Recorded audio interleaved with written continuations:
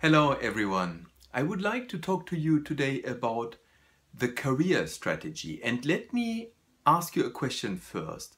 How much time have you spent over the past 12 months to think about your personal career strategy? And how much time have you spent to think about the strategy of the business that you are in charge of?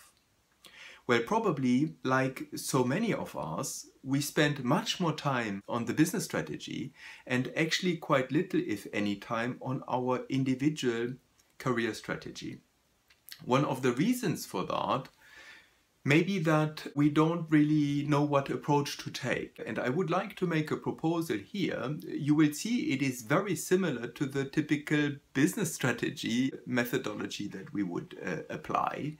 And basically the starting point is to look at my experience base. It is to look at the kind of functional responsibilities that I had, the operational responsibilities, the industry sectors, maybe different companies that I've been exposed to, the international experience that I had. All of that is building an experience base. And it is clear that the broader the base, the higher the career progression can be. That is very similar to the Egyptian pyramids. The broader the base, the higher they are.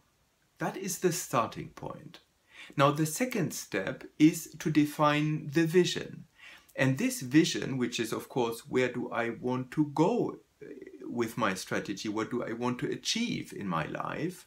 That should be driven by my deep desire. It should be driven by the question, what kind of professional and personal experiences do I want to gain from my career development?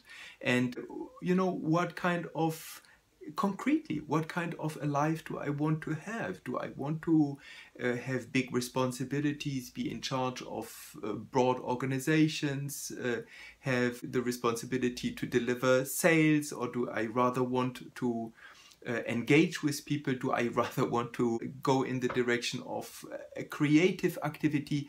I mean, all of these things, they are indeed driven by deep in ourselves the desire we have, and detecting this and formulating this in a clear vision for my career development. Not just 1 or 2 steps ahead, but I mean, really what do I want to achieve is actually quite important, because then you have the starting point. Where am I today with my experience base? Where do I want to be in the future? And the third step basically is to look at that gap. For example, the experience and competence gap that I see between what I have in terms of experience today and what will be required in that future. You can then define a quite systematic and structured approach how to fill that gap. And probably the next step and the following career step should be designed in a very careful way in order to best respond to those requirements. And I believe that if we do these 3 things, and we do that quite systematically, and we review that from time to time, that is a very solid base in order to have a clear career strategy. I hope that helps. See you soon.